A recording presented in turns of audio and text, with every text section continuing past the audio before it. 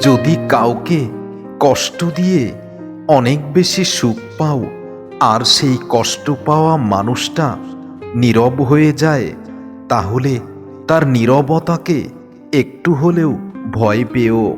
কারণ সে হয়তো তোমার অপমানের জবাব দেবে না, সৃষ্টিকর্তার কাছে জানিয়ে রাখবে। মনে রেখো, মায়া বাড়িয়ে অবহেলা করার প্রয়োজন কি ছিল? যদি ভালো না বাসবে, যদি ভালো না লাগবে, তাহলে একটা মানুষের হৃদয় নিয়ে এতটা সিনিমিনি খেলার কোনো প্রয়োজন ছিল কি তোমার? এখন বেঁচে আছি তাই হয়তো কষ্ট দিচ্ছ। যেদিন হারিয়ে যাব, সেদিন কষ্ট দেওয়ার জন্য এই মানুষটাকে আর খুঁজে পাবে না। সেদিন তুমি কাকে কষ্ট দেবে? মিথ্যা যতই শক্তিশালী হোক, সত্য বারবার ঘুরে দাঁড়ায়। মিথ্যা কখনো ঢেকে রাখা যায় না, মিথ্যা একদিন অবশ্যই প্রকাশ পায়। জীবনে আবেগ নিয়ে বাঁচতে নেই, বাস্তবতা নিয়ে বাঁচতে শিখতে হয়। কারণ আবেগ কাঁদাতে শেখায়, আর বাস্তবতা নতুন করে বাঁচতে শেখায়। তুমি যদি কান্না করতে করতে অনেক ক্লান্ত হয়ে যাও, তবুও আমি তোমার ওই অভিনয় ভরা চোখের জলের মূল্য আর দিব না। তোমার অভিনয়ের চোখের জলের মূল্য দিতে দিতে আমি কখন যে আমার নিজের মূল্য নিজেই হারিয়ে ফেলেছি, নিজেই বুঝিনি। একজনের শূন্যতা কখনো অন্য হাজার জনকে দিয়ে পূর্ণতা পায় না। নির্দিষ্ট মানুষের শূন্যতা সেই নির্দিষ্ট মানুষটারই প্রয়োজন হয়, অন্য কাউকে দিয়ে সেই শূন্যতা কখনো পূরণ হয় না। যদি তাই হতো, তবে এই পৃথিবীতে আফসোস বলে কোনো শব্দ থাকতো না। তুমি কাঠ গোলাপ হয়ে ফুটে থেকো আমার জীবনে, আমি মুগ্ধ হয়ে তাকিয়ে দেখব তোমায়। আর সেই তুমি গোলাপ ঠিকই হয়েছ, তবে সৌরভটা আমার জন্য নয়, অন্য কাউকে। তোমার সৌরভ তুমি বিলিয়ে অনেক বেশি আনন্দ খুঁজে পাও। ভালোবাসা যদি হয় দামি, তবে কেন ভালোবাসার জন্য ঝরে যায় চোখের পানি?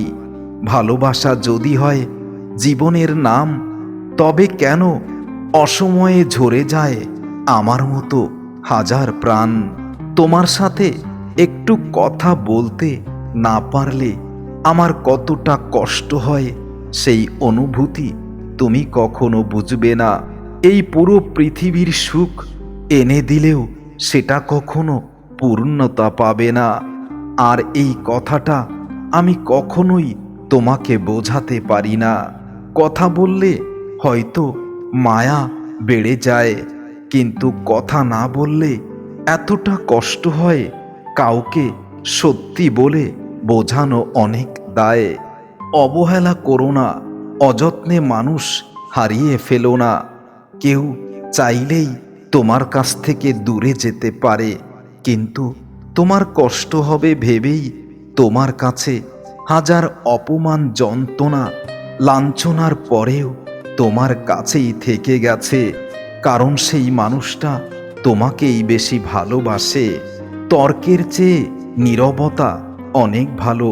প্রতিশোধ নেওয়ার চেয়ে রাস্তা বদলে ফেলাটাই বেশি উত্তম।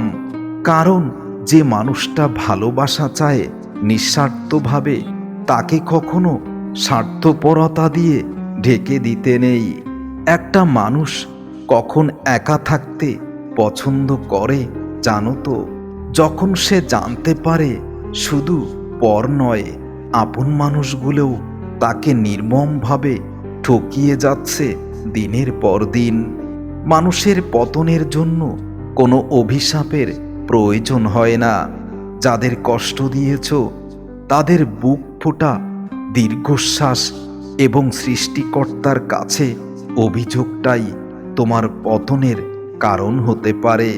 ভালোবাসার মানুষ এমন বানিয়ে নিও যেন পুরো পৃথিবী তোমার বিপক্ষে গেলেও তোমার ভালোবাসার মানুষটা যেন তোমার হাত ছেড়ে না দেয়। তুমি নিজের মুখে বলতে আমাকে ভালোবাসি, অনেক ভালোবাসি, তাহলে এখন কথা না বলে কি করে এতটা থাকো? তোমার কি একটুও মায়া হয় না এই পাগলটার জন্য?